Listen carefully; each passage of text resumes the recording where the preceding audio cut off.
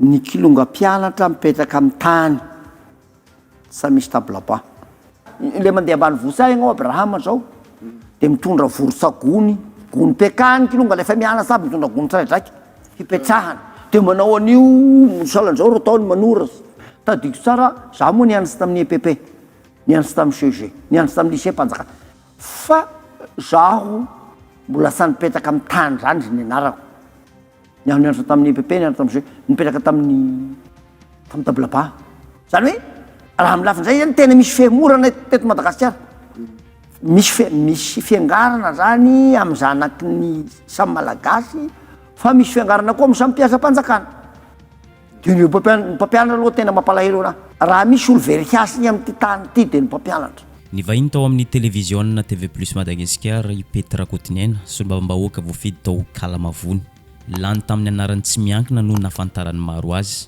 ka lasa nanoana ny fitondram-panjakana. Tamin'ity émission spéciale ity dia nampiseho izy fa tsy pilelaka ny fitondrana fa nijoro nilaza ny zava-misy marina satria efa mihemotra i Madagasikara fa tsy mandroso indrindra fa amin'ny lafin'ny fampianarana. Arak'izany nandefa afatra mivantana amin'ny ministry ny fampianarana, ministry ny fanabeazam-pirenena, filohan'ny République Andry Rajoelina, Premier ministre lehibe ny gouvernementa Tsay Christian. Lohahevitra ray ihany no voaboasana tamin'ity fandarana manokana ity. Dia tsinona zany fa ny lafin'ny fanabeazana sy ny fampianarana. Marary de marary ny lafin'ny fampianarana, misedra olana ny fampianarana ho izy. Mijaly ny mpampianatra ho izy, maty asina tanteraka ny mpanabe ny zana-bahoaka. Ao ny tsy mandray karama fa ny ray aman-dreny ny mpianatra no miantoko azy ireo. Misy amin'ireo mpampianatra mandray karama avy amin'ny fanjakana fa kely tena kely izany. Tsy vitany hoe efa kely fa mbola ampijaliana ihany koa izy ireo mandray ny karaman'izy ireo. Mijaly tena mijaly tanteraka ny kilonga mpianatra. Tsy manana W ipetrahana fa mipetraka amin'ny tany. Samy mitonga gony avy any an-tranony avy ny mpianatra kilonga zay mandeha mamonjy fianarana. Tsy vitany efa mipetraka ambany tsy manana W, mbola tsy ampy sakafo, tsy ampy fitaovana enti mianatra ihany koa. Mampalahelo tena mampalahelo ny toe-java-misy eto amintsika. Arak'izany mahatsikatra no sady mahatsapa i Petra Kotiniena fa mihemotra i Madagasikara, mihemotra indrindra fa eo amin'ny lafin'ny fampianarana. Mba nianatra tamin'ny EPP ihany ny tenany, nianatra tamin'ny CEG sy ny sisa fa mbola tsy nipetraka tamin'ny tany zany fa nanana W soamantsara izy ireo tamin'izany fotoana izany. Ankehitriny nefa mihemotra i Madagasikara satria na ny mpianatra ara tsy misy W azo ampiasaina fa mipetraka ambany. Ny kilonga mpianatra mipetraka amin'ny tany sa misy tablaba mipetraka amin'ny tany le mandeha ambany vosa ianao Abrahama zao de mitondra vorosagony gony pekany kilonga lefa miana saby mitondra gony tsiraidraiky hipetrahany de manao an'io mosalan'zao ro taony manora lo misy magnazava reo tena zavatra sy ny sady misy fiangarana zany amin'ny zanaky ny samy malagasy fa misy fiangarana koa amin'ny samy mpiasa-mpanjakana de ny mpampianatra aloha tena mampalahelo anahy raha misy olo very hiasiny amin'ny ty tany ty de ny mpampianatra very hiasiny atsara tadiko tsara za moa nianatra tamin'ny EPP nianatra tamin'ny CG nianatra tamin'ny lycée mpanjakana ngay zany fanjakana aby nianaranay fa zaho mbola sa nipetraka amin'ny tany zany zay nianarako nianatra tamin'ny EPP nianatra tamin'ny CG nipetraka tamin'ny tablaba zany hoe raha milafin'izay zany tena misy fihemorana teto Madagasikara. Tamin'ny androko nianatra nianatra tamin'ny EPP aho nipetraka amin'ny tablaba ihany, tamin'ny CG aho nipetraka amin'ny tablaba ihany, tamin'ny lycée aho nipetraka amin'ny tablaba ihany. Amin'izao zay zany zany misy fihemorana zany raha ohatra zay revana amin'izay zay ka. Ekena ho izy ny sekoly manara-penitra zay voizin'ny filoham-pirenena sy ireo manodidina azy fa tsy tokony latsa-danja kosa ny kilonga zay mipetraka any ambanivohitra hanana W zay ampiasainy enti mianatra. Nanamafy ihany koa i Petra Kotiniena fa misy fahasamihafana betsaka ny kilonga an-drenivohitra sy ny ambanivohitra. Ny any ambanivohitra ho izy tsisy fitaovana, mipetraka amin'ny tany, tsisy W, tsisy trano, enina manana trano aza mety tsisy tafo na tsisy rindrina sy ny sisa. Ny magaga nefa ho izy mifanohitra amin'izay ny any an-drenivohitra mipetraka amin'ny W, ampy fitaovana any ampianarana, mbola manana solosaina ihany koa tablety sy ny sisa. Fa kila ndray koa ny kilonga mpianatra mipetraka amin'ny tany sa misy tablapa. Raha ny zanaky ny ety Andrenivohitra Antananarivo Fianaratsoa fa milalao ordinateur tablety ny kilonga ambanivohitsy agny mpampianatra sy mandray karama mitebiteby lava mipetraka amin'ny tany. Ny 80 isanjato ny mpampianatra mampianatra ny kilonga ambanivohitra agny zany reo ny situation zany. Olana lehibe zany, fiangarana zany, sarariny zany. Novaky ny bantsilana ny olan'ireo mpampianatra vaky tanteraka ny fony milaza mitondra feon'ireo mpampianatra satria zao maro amin'ireo mpampianatra tsy mandray karama fa miasa gratuit miankin-to tanteraka amin'ny ray aman-dren'ny mpianatra. Misy ihany koa ireo mpampianatra vitsivitsy izay miankin-to tanteraka amin'ny fitondram-panjakana fa kely karama. Tsy vitany hoe kely karama fa mbola sarotra ihany koa no andraisana izany. Misy ihany koa ireo mpampianatra izay tena mahonena tokoa satria efa 20 taona 30 taona nanaovana asa fanompoana ny firenena, nanabe ny zanabahoaka, nanabe ny kilonga ho avy ny firenena fa tsy mandray karama. Ohatra ny kalamavony moa ny raisiny tamin'izany fa saika mitovy amin'izay tokoa ny manerina ny Madagasikara. Olana eran'ny Madagasikara indrindra agny ambanivohitra tena sorona zany fa misy olana lehibe ty fampianarana ty. Mizaly ny mpampianatra amin'ny ankapobeny zany, tena mizaly ary tsy manakasiny noho ny toerana misy anazy. Fa ankilany koa de sahirana ny ray aman-dren'ny mpianatra, be ny mpampianatra na amin'ny EPP, amin'ny CEG, ary misy aza amin'ny lycée. Raha raisiko fotony zao ohatra ny district Ankalamavony, mpampianatra sy mandray karama. Tsisy karama raisiny isam-bolana zany. Raha misy daba. Ao anatin'ny district Ankalamavony zao 2,700 ireo mpampianatra reo. 2,700. Raha sy misy an'ireo mpampianatra reo nefa de tsisy fampianarana hanjara mihitsy. Tena tsy hianatra ny kilonga. Io reo nefa tsy mandray vola, tsy mandray karama zany. Tsy mandray karama isam-bolana zany. Zay. Inona ny vokatra zay? Ny vokatra zay de zao eo amin'ny fampianarana. Mampianatra ny mpampianatra ny sady mieritreritra ho aikoa reo hitana hanina hoanina. Ireo manananaka, mananjanaka. Zay. Misy fetraka any amin'ny fampianarana zany. Zay. Ho ny mpianatra manokana fotsiny. Misy vokadrasiny zany. Fa ankoatran'izay ohatra zao ny mpianatra sady ny mpampianatra mampianatra anazy, mpampianatra tsy mandray karama, ramose daba, ary lasa ramose daba lava izy amin'izao satria no misy efa mpampianatra 20 taona, 10 taona mahery tsy mandray karama amin'ny fanjakana. Tsisy ninina raisiny zany. Mampalahelo mihitsy. Fiantraikan'izany rehetra zany dia zao lasa mitebiteby lava ny mpampianatra, tsy afaka mifantoka zato isanjatony amin'ny asa izay ataony. Mandinika foana isan'andro hoe inona no hohanina rahampitso, inona no hohanina afaka ampitso. Mametra-panontaniana foana ao an-tsaina mandritra ny fotoana fampianarana hoe aiza no ahitana vola iainana. Miaina araka izany ny fahafahan'izy ireo mampita fahalalana amin'ny mpianatra sy mamolavola ny ankizy olombanona. Ny tena loza dia zao lasa manao asa hafa ireo mpampianatra, mitady vola toy ny hoe mivarotra kitay. Maheno tsara isika, mivarotra kitay ny mpampianatra mba entina mamelona tena, mamelona vady aman-janaka. Tsy rariny zany rehetra zany ho Petra Kotinena ka tokony ho jerena vahaolana aingana dia aingana. Mampalahelo mihitsy. Inona ny fiantraikan'izay amin'ny mpianatra? De ny fiantraikany aloha voalohany dia hoe sy maintsy misy fiatraikany zany amin'ny fianaran'ny kilonga zany zay satria olona mitebiteby lava ho ay akory hoe tana hanina hoanina misy mpampianatra azy mila kitay ro mba sisa ivelomany zany mivarotra kitay ahoana mane hanagnany hasina amin'izany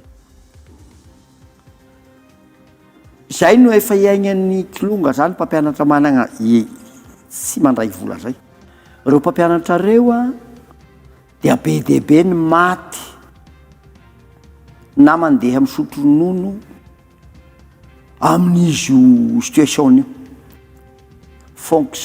enseignant non fonctionnaire ENF tsy mandray vola karama vola amin'ny fanjakana zany mandeha retraity misotro ronono de mba eritreretinao am'izay ny mpampianatra mandray karama ny mpiasa-mpanjakana mandray karama azy amin'ny menimeny kely ny karamanay agnay zao kely ny pensionnay vao mihindraka reo mpampianatra misy 20 taona efa misy 30 taona nampianarana misy andreo ka sy rariny reo eto dia mitodika amin'ny fitondram-panjakana i Petra Kotiniaina amin'ny maso olombavambahoaka azy tsy rariny no sady tsy azo ekena ny karazana fametrahana fahasambiafana eo amin'ny samby malagasy na eo amin'ny samby atsika eto Madagasikara. Ny zavatra hitany dia zao efa misy mihitsy apetraka hoe misy zanak'olona ho potehana, misy zanak'olona homena fahalalana sy fahafahana eo amin'ny lafin'ny fanabeazana. Mitaky ny fandraisana andraikitra avy amin'ny filoham-pirenena, Premier ministre lehiben'ny gouvernemanta sy ministry ny fanabeazam-pirenena amin'izao fahasahiranana eo amin'ny lafin'ny fampianarana izao. Ka zay no novanay aso amin'ny président de la république amin'andreo moto premier ministre zay révoquaky ty fampianarana ty fa misy injustice mivandravandra misy olo mandany mondrokery mpiasa-mpanjakana mandany mondrokery nefa de maty satria izy tsy mpiasa-mpanjakana ray aligny ny mba zay no mba mbondekesiny namaty ana am'le izy ana mbola raha misedaby io na recruté aza izy recruté fa mijanona ho contractuel ka maty ary am'izao fotoagna zao zao ny kalamavony amin'ny taogna ty tamin'ny taogna ty amin'ny taogna ty ko retraité amin'ny taogna ty 20 ireo reo zao a raha tsy voaregle atao anatin'ny 2 volana novambra desambra ny situation satria misy fao retraité amin'ny novambra io de nampianatra 30 taona de mandray farafahabe ny 3 aligny no passion mba rariny ve zany olona nompony zanaky firenena ty tagnatin'ny 30 taona maty na mivelogna amin'ny misotro ronono 3 aligny mba raisina tsy rariny zany ka tokony jerevana vahaolagna faran'izay malaky zany zay ka zay raha Madagasikara zay misy an'izay ka zay raha vao tsy regle salan'ny kalamavony reo 20 reo alohan'ny farany volana oktobra ty tsy regle reo miditra novambra mandeha retraite reo de zay zany retraite hoe contractuel retraite raha misedaba fanampy izay nandeha fafatra mivantana ho an'ny filoham-pirenena i Petra Kotiniaina na dia eo aza amin'ny mampanohana ny fitondrana azy mpisolelaka ny fitondrana azy fa tsy maintsy napetraka ny afatra dia zao miangavy ny filoham-pirenena Premier ministre lehiben'ny gouvernemanta mba hijeran-kaiky ity olana manjoany ity fampianarana ity mba handroso vahaolana aingana dia aingana fa tena marary dia marary ny firenena marary dia marary ny fanabeazana eto amintsika na dia eo aza zany rehetra zany dia nandroso vahaolana i Petra Kotiniaina amin'ny maso olombavambahoaka azy ny vahaolana dia tsotra raiso mpiasa-mpanjakana ireo mpampianatra zay miasa ny sitrapo miasa amin'ny foray manontolo hanabeazana ny zana-bahoaka hanasoavana ny firenena satria izy ireo no fototry ny fampandrosoana izy ireo no fototry ny famolavolana olombanona ampandrosan'ity Madagasikara ity. Ekena ho izy fa misy fandraisana mpampianatra isan-taona fa tsy ampy fa tokony ampitomboany zay. Ka sy rarin'ireo anaovana iantso amin'Andriamantoa filohan'ny République, anaovana iantso amin'Andriamantoa Prime Ministre, anaovana iantso amin'ny ministre ny fampianarana mba zay revokaiky ny vahaolana sotra dia zao raisina mpiasa-panjakana reo mpampianatra reo. Zay reo sisa-pandianana ny fampianarana. Tsika sy ady hevitra andro manao koly ny kaliten'ireo fa sy mianatra ny kilonga raha tsy misy an'ireo. Sy mianatra ny kilonga zany dia ny ray aman-dreny no miantoko an'ireo. Izao fahasahiranana fa misy amin'ny ray aman-dreny zao ve ny ray aman-dreny no mbola hiatoko an'ireo. Misy sekoly anankiray zao raha ohatra atao 5 ny mpampianatra ao, ray ihany no mba mety ho mpampianatra mandraiky arama amin'ny fanjakana. Ny 4 zany dia tohan'ny ray aman-dreny aby. Salasala amin'izay. Ka zay ny zavatra tena misy zany no hoe misy fiangarana aloha voalohany amin'ny hoe amin'ny mpampianatra. Tsy vitany nandefa afatra mivantana amin'ny filoham-pirenena Andry Rajoelina sy Premier Ministre lehiben'ny gouvernement Tatsia Christian izy fa nanome sosikevitra mangataka izy mba hametrahana fanamby ao anatin'ity mandat ity ny hametrahana hoe tsy misy intsony ny kilonga mipetraka amin'ny tany na mipetraka amin'ny gony amin'ny tany. Raha ohatra ka sanatria mbola tsy mahita vahaolana ny fitondram-panjakana toy izao ny vahaolana arosony Petra Kotinena mametraka targetra na fanamby ohatra mamokatra W 3 hetsy isan-taona mandra-pataperany ity mandany filoham-pirenena ity. Azo antenena fa tratra ny tanjona tsy hisy intsony ny kilonga hipetraka amin'ny tany fa hitovy toy ny zaza eny an-drenivohitra ny kilonga any ambanivohitra hoy Petra Kotinena. Zay no ametrahanay hoe tokony ny fanamby lehibe hapetraka ty fitondram-panjakana ty anaovako aso amin'Andriamantoa filohan'ny Republika, Andriamantoa Prime Ministre zao hoe atao anatin'ny 5 taona dia sisy kilonga hipetraka ambany koa fa mba tokony hipetraka amin'ny tablaba aby fa tsy rarin'io zany mivandravandra. Raha te hanatratra an'io nefa ny fitondram-panjakana manao calcul tablaba 3 hetsy isan-taona farafaratsiny zany mba ny 5 hetsy sy 5 alina sy 3 hetsy isan-taona no ataon'ny fanjakana ho zarana amin'ny sekolim-panjakana dia tratro agnatin'ny 5 taona zay ka mampafantatra an'izay ngay hoe misy an'izay eny zava-dehibe miady ny olo rehetrarehetra hazo sekoly manara-penitra tena zava-dehibe ilain'ny olo tian'ny olo fa zao tsy lasa danja amin'izay koa no hoe ty fanaovana mba hipetrahany zanaky ny olo amin'ny tablabany ty mipetraka amin'ny tany le mandeha ambany vosaigna ao Abrahama zao dia mitondra vorosagony gony pekany kilonga lefa miana saby mitondra gony tsiraidraiky hipetrahany dia manao an'io misalan'izao ro ataony manora lo miseh magnazava reo tena zavatra sy ny sady nandefa afatra mivantana ho an'ny ministry ny fanabeazam-pirenena, ministry ny fampianarana ihany koa i solombavambahoaka Petra Kotinena. Hita taratra fa lavitra dena lavitra ezaka ny fomba fiasan'ny ministera ankehitriny. Arak'izany mitaky ny ampitomboana 10 eny na dia 100 eny aza ny ezaka izay ataon'ny ministera ankehitriny. Mitaky ihany koa izy ny amafana ireo fahasamihafana ny zaza an-drenivohitra sy ny ambanivohitra satria izy ireo no hoavin'ny firenena. Jereo ankaiky ny resaka W, jereo ankaiky ny resaka toeram-pianarana, ny karaman'ny mpampianatra sy ny sisa sy ny sisa. Zao mampasiahy anazy egnay ary mamitaka zay milaza zavatra mifanotra amin'ireo. Za tsy milaza hoe tsisy ninina ataony ministeran'ny fampianarana non tsy milaza an'izay fa zao ireo ny zava-misy tokony hampitomboana 10 heny 100 heny zany ny ezaka tokony hatao satria averiko sisy firenena manjary raha sy misy fampianarana mendrika, sisy olo-pirenena vanina raha sisy fampianarana sy fanabeazana mendrika. Zay inona ny fomba anankiray ilazana fa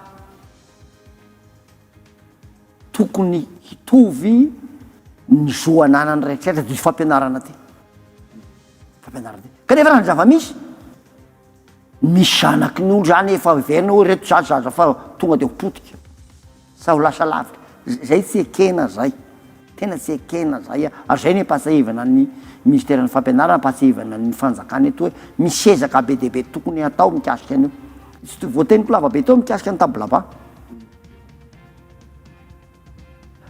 misy PDP ambany votsikialamavony agny nao tapo-tanàna ny kialamavony eo azy sy apy roapolo isan-jato ny mpianatra mianatra amin'ny CEG ny kialamavony ao no mipetraka amin'ny tablaba sy apy no mipetraka amin'ny tablaba ny mpianatra ny IPP rehetra ambany vohitsy agny mipetraka amin'ny tany aby ary mitovy amin'izay amin'ny fivondrongana maro era Madagasikara. Nampatsahy ny fitonam-panjakana izy fa manan-danja eo amin'ny fiainam-pirenena ny fampianarana sy ny fanabeazana. Tsy misy firenena androso zany raha tsy omena lanja ny fampianarana sy ny fanabeazana ho izy. Arak'izany mbola lavitra no tena lavitra ezaka ny fitondram-panjakana ankehitriny ka tokony anao jeritodika.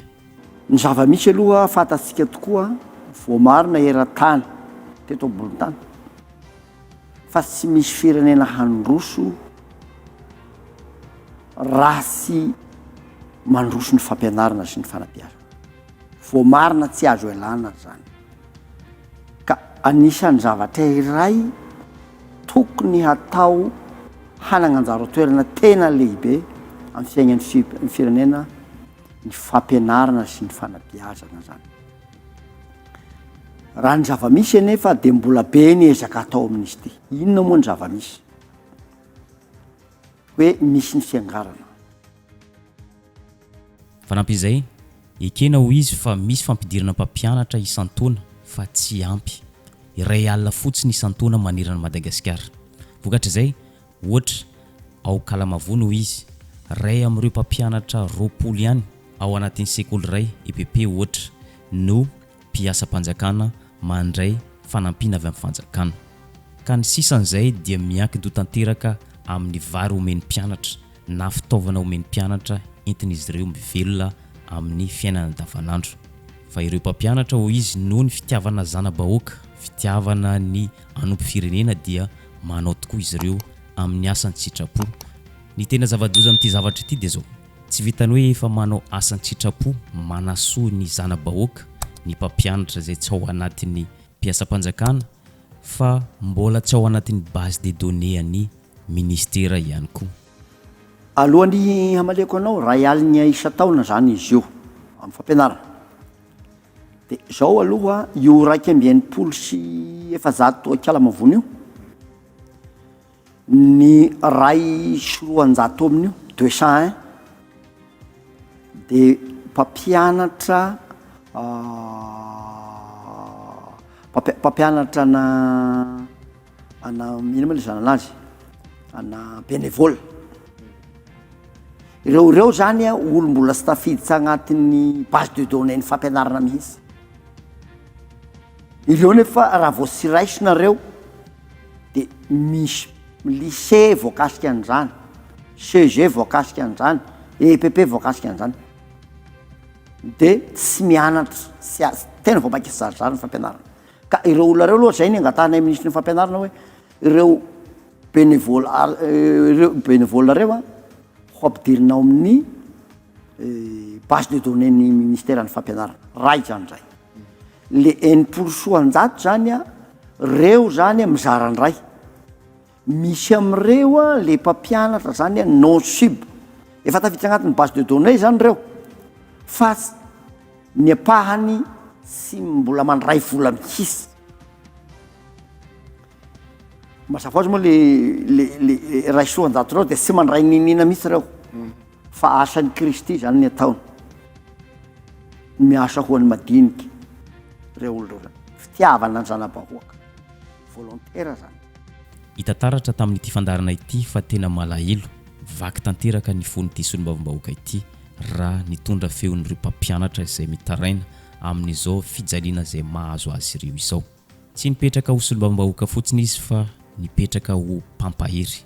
nanome fankahirezana an'ireo mpampianatra izay manolo-tena manasoa ny firenena, manabe ny zanabahoaka, manabe ireo izay olomban'ny pirenena. Fanampin'izay nanome fisaorana ireo mpampianatra satria mafy de mafy ny zavatra iretan'ny mpampianatra ankehitriny amin'izao famelan'ny fitonam-panjakana azy ireo irery miady rery amin'izao fotoan-tsarotra izao.